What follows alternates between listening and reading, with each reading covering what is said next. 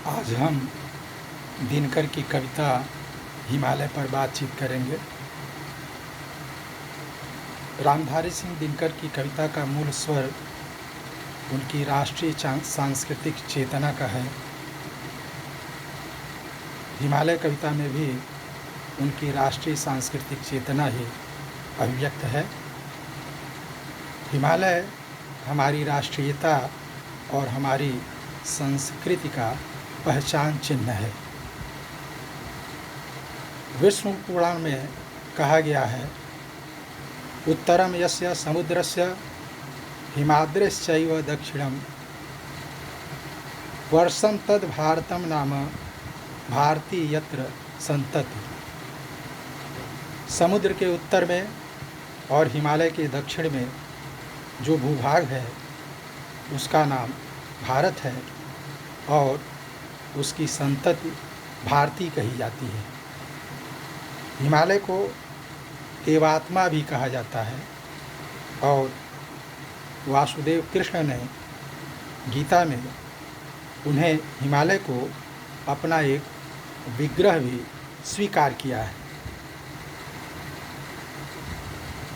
मेरे नगपति मेरे विशाल साकार दिव्य गौरव विराट पौरुष के पूंजीभूत ज्वाल मेरी जननी के हिम किरीट मेरे भारत के दिव्य भाल मेरे नगपति मेरे विशाल।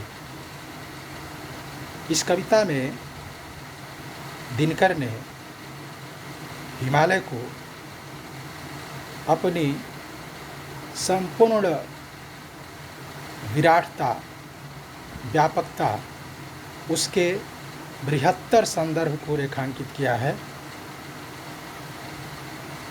वे हिमालय को दिव्यता, गौरव की विराटता, पौरुष का एकत्रित रूप की साकार प्रतिमा के रूप में देखा है। जब वो कहते हैं कि मेरी जननी के हिम किरीट मेरे भारत के दिव्य भाल, तो इसमें भारत भूमि के प्रति भारतीयों की मातृभावना व्यक्त होती है। अथर्ववेद के पृथ्वी सूक्त में माता भूमि पुत्रो अहम पृथिव्याः कहा गया है। दिनकर की यह पंक्तियाँ पृथ्वी सूक्त से प्रभावित हैं, जिसमें मातृभूमि के स्वरूप के साथ ही भारतीय जनों की एकात्मता के सूत्र संगुफित हैं। युग युग अजेय निर्बंध मुक्त युग युग शुचि गर्वोन्नत महान निस्सीम व्योम में तान रहा युग से किस महिमा का वितान। उन्हीं भावों को विस्तार देते हुए कवि हिमालय को अपराजय, बंधन रहित, मुक्त, युगों युगों से पवित्रता,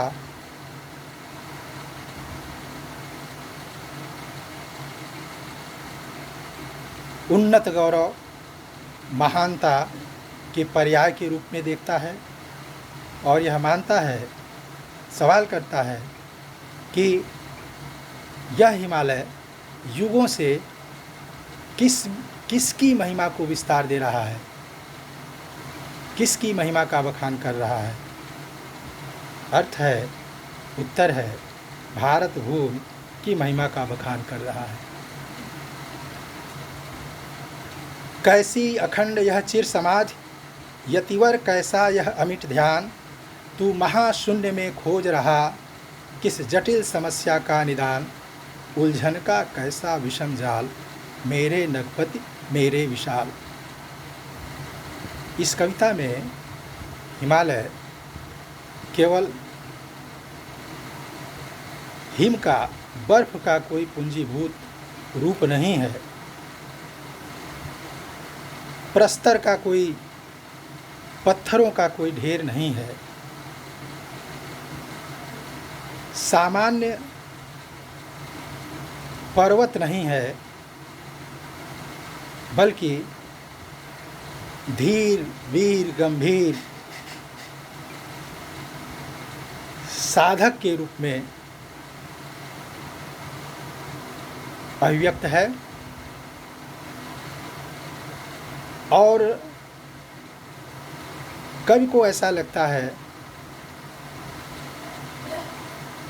कि इस आकाश मंडल में जिसकी चोटियां छू रही हैं, मानो वो भारत की जटिलतम समस्याओं का समाधान तलाश रहा। ऐसी समस्याएं, ऐसी जटिल समस्याएं जिनका समाधान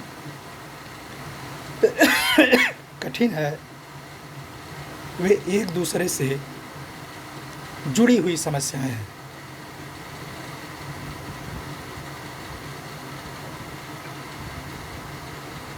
ओ मौन तपस्या लीन यति, पल भर को तोकर द्रिगुण महेश, रे ज्वालाओं से दग्ध विकल है तड़प रहा पथ पर स्वदेश। इन पंक्तियों में कवि का ध्यान अपनी युगीन परिस्थितियों की ओर जाता है और वो मानो हिमालय के रूप में भारतीयों को संबोधित करता है कि हे मौन तपस्या में लीन सन्यासी, तुम पल भर के लिए तो अपनी आंखें खोलो, यथार्थ का सामना करो, युगीन परिस्थितियों के बारे में सोचो।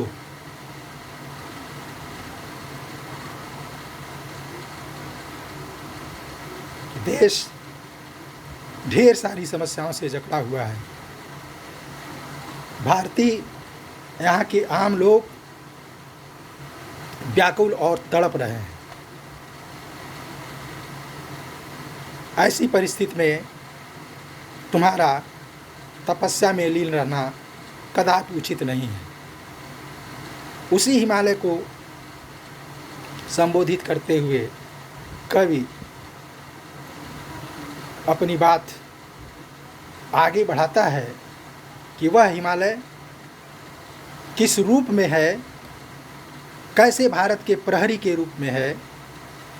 सुख सिंधु पंचनद ब्रह्मपुत्र, गंगा यमुना की अमीय धार, जिस पुण्य भूमि की ओर बही तेरी विगलित करुणा उदार। सिंध, पंचनद, पंजाब की 5 नदियाँ, जिनके किनारे